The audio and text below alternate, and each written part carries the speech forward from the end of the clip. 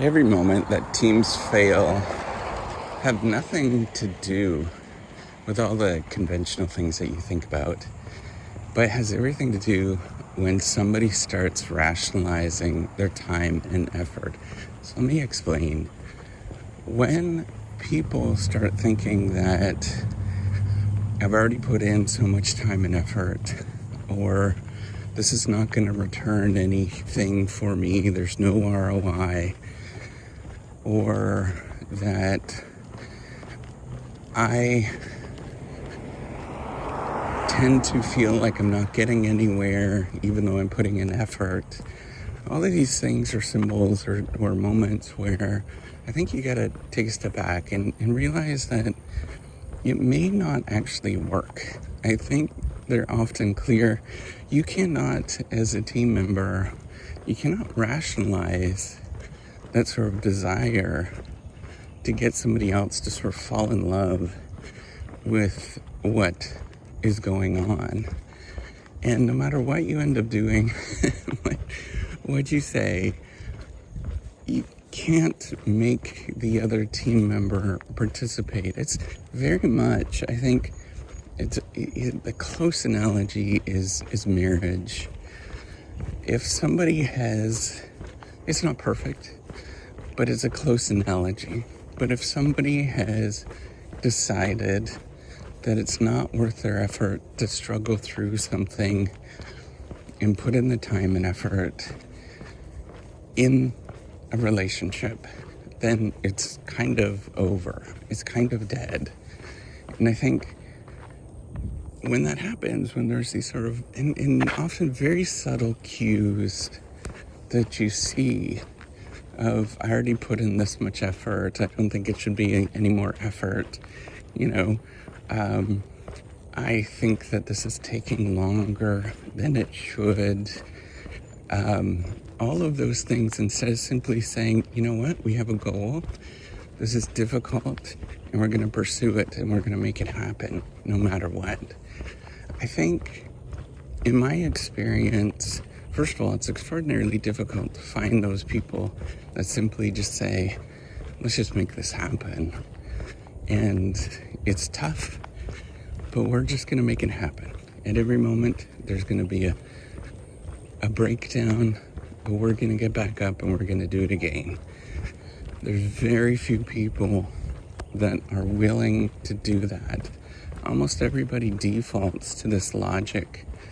And it's taught in finance, it's taught in economics, and I think it's just patently wrong now that I have life experience, now that I understand all of the equations and all of the sort of psychology behind things. Because I'm a business professor, I look at those things. I think it's just patently wrong. I think the best thing you have to do, and the reason why, it's just at a wrong level of analysis, and we're putting equations to things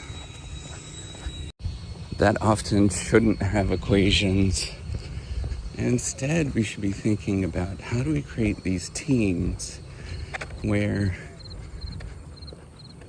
they are thinking about the end goal, to accomplish something, to get something done, and they get back up when things get difficult.